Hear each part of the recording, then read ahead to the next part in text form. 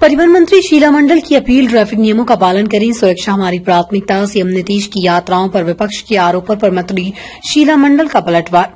बिहार सरकार की परिवहन मंत्री शीला मंडल ने आज पटना में जेडीयू प्रदेश कार्यालय में एक संवाददाता सम्मेलन को संबोधित किया।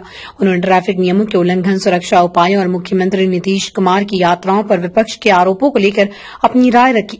उन्होंने लोगों से ट्रैफिक नियमों का पालन करने की अपील की और कहा कि सड़क सुरक्षा सभी की जिम्मेदारी है।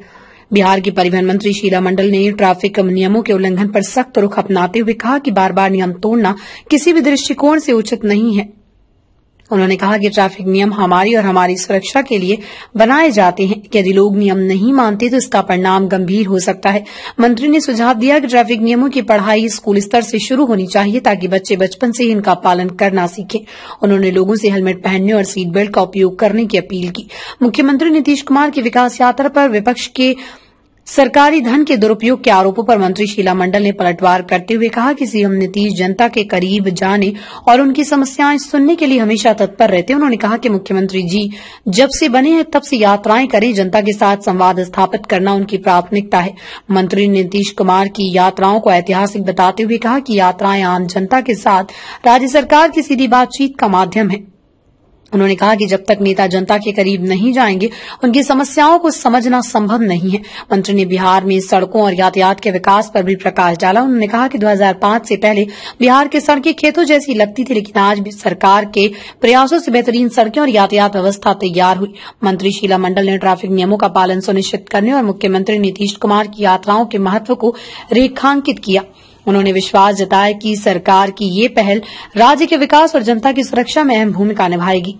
बताएं कि आम जनता से मिलने का एक बहुत बड़ा पटना ट्रैफिक पुलिस ने बड़ा एक फैसला लिया है कि डीटीओ के पास उन लोगों ने कई प्रस्ताव भेजे हैं जो लगातार किसी ने 5 बार नियम तोड़ा है, किसी ने 20 बार तोड़ा है। तो अब ये प्रस्ताव भेजे जा रहे हैं कि उनका ड्राइविंग लाइसेंस जो है वो सस्पेंड किया जाएगा या फिर जिन्होंने 20 बार नियम तोड़ा है उसका ड्राइविंग लाइसेंस रद्द किया जाएगा।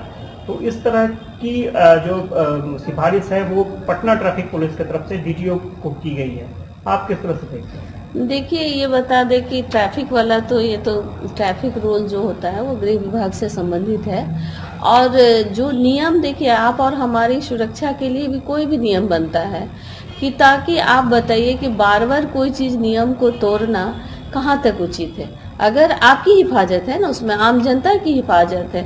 आज इतना जो केसेज हो रहा है, आप लोग भी बताते हैं, हम लोग भी देख रहे हैं, कितना दुखद बात है। आप समझिए कि कोई भी घर में घटना घटता है तो उसका एक रीढ़ टूट जाता है उस घर का।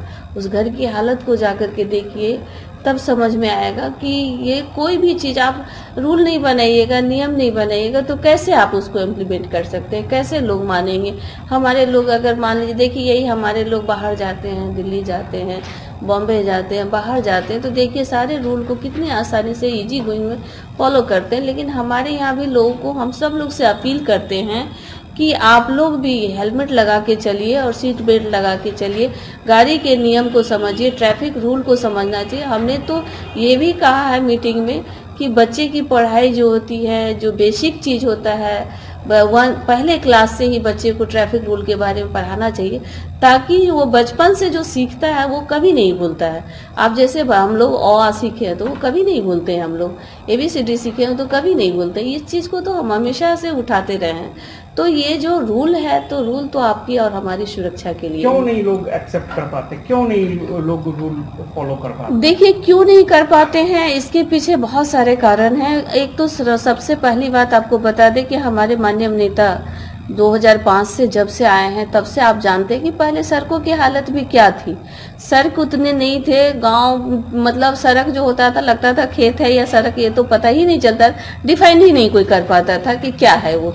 लेकिन आज सड़क भी बहुत ज्यादा मात्रा में बना है। पहले गाड़ियों का इस्तेमाल भी कम था। आज लोगों को आवश्यकता, क्या बोले, आवश्यकता ही आविष्कार की जर्नी है। जब आपकी आवश्यकता होती है उसके अनुकूल व्यक्ति गाड़ी घोड़ा खरीदता है, क्योंकि उस समय सड़क नहीं था, व्यवस्था नहीं थी, तो लोग उससे आप है कि गाड़ियों की संख्या भी बढ़ी है, सड़क भी आपका कितना अच्छा बन गया है।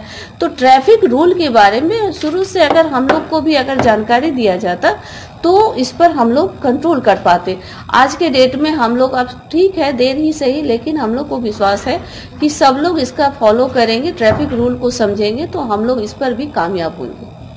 यात्रा पर निकल रहे हैं और विपक्ष आरोप लगा रहे हैं कि चुनावी यात्रा को लेकर के सरकारी खजाने को यूज किया जाएगा, वहाँ जो लागत लगेगी, खर्च होगा, वो सरकारी खजाने से।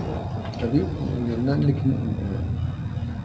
देखिए अभी देखिए ऐसा है तो ऐसा थोड़ा है कि मुख्यमंत्री जी जब से बने हैं तब से निकल रहे हैं, और यात्रा पे निकलने से उससे कोई नुकसान नहीं होता। तो खास करके आप जिसके लिए काम कर रहे हैं, हम लोग आम जनता के लिए, उसके करीब राजा होकर के जा रहे हैं, तो ये कितनी बड़ी उपलब्धि है। और जब आम जनता देखिएगा, हम भी कई बार उनके साथ रहे यात्रा में, आम जनता इतना उत्साहित होते हैं, सब लोग को बहुत अच्छा लगता है कि हमारे बीच माननीय मुख्यमंत्री नीतीश कुमार जी आ रहे हैं और हम लोग से बात पूछते हैं कि आप लोग की क्या समस्या है। सब लोग अपना खुल करके उनसे बात करते, एक दूसरे से जो संवाद होता है वो भी तो एक इतिहास ही है ना।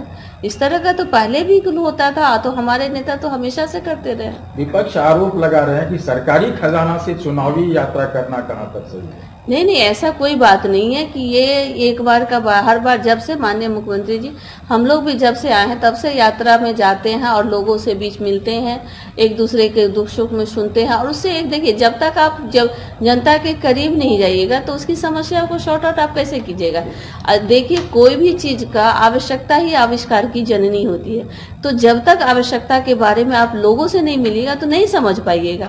आप घर बैठे रहिएगा, हम लोग मान लीजिए कि विधायक हैं, मंत्री हैं, घर में बैठे रहेंगे तो क्या सीखेंगे, क्या जानेंगे उनकी समस्याओं को। जब तक उनके उबरू नहीं होइएगा, उससे मिलिएगा नहीं, तो कैसे समझिएगा। चुनावी यात्रा नहीं है, अभी साल भर